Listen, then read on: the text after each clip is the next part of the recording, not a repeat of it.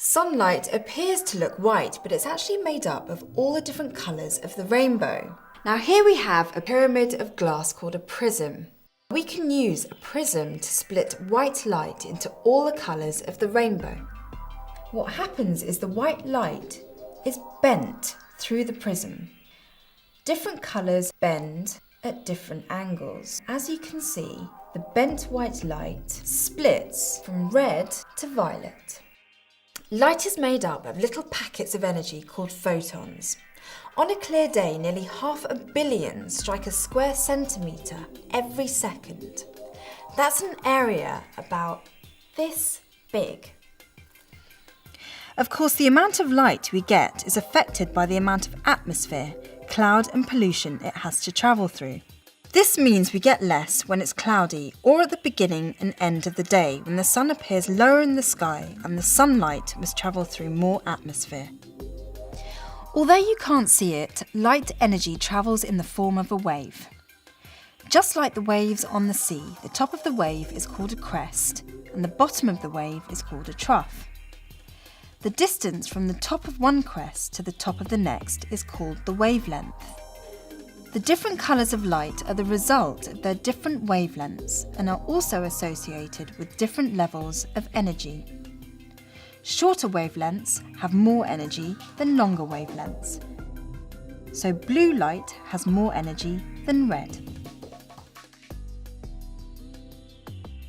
Plants use the sun's energy to convert carbon dioxide and water into glucose. This process is called photosynthesis and its byproduct is oxygen. Leaves are green because photosynthesis uses a chemical called chlorophyll. Now chlorophyll absorbs red and blue light but reflects green. Infrared photons don't have quite enough energy to make photosynthesis happen, and ultraviolet photons have so much that they damage living cells, plant and human alike. That's why in the summer on a sunny day we put on sun cream to block ultraviolet or UV photons to stop us getting sunburnt. Not all parts of the spectrum can be used by the photovoltaic cell. Those photons with longer wavelengths at the red end of the spectrum have much less energy for the PV cells to use. At the blue end of the spectrum, the photons have a much shorter wavelength and they have plenty of energy, but the PV cell only uses part of it. So like leaves, PV cells can only convert part of the light energy that falls on them. But this is enough to help plants grow, even the biggest trees, and for us to make some useful electricity.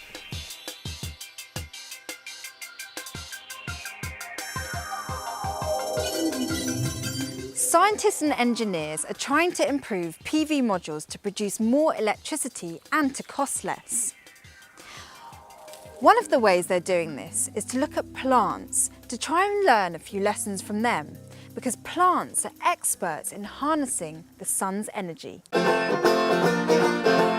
So, what have we learned? Light is made up of millions of photons, which are tiny particles of energy. Light has a range of different wavelengths which have different energy levels and produce different colours. Plants use sunlight to convert carbon dioxide and water into oxygen and glucose in the process called photosynthesis. PV cells can convert certain parts of the light spectrum into electrical energy. So there's a lot more to sunlight than first meets the eye, and both plants and people exploit this to provide the energy that we need.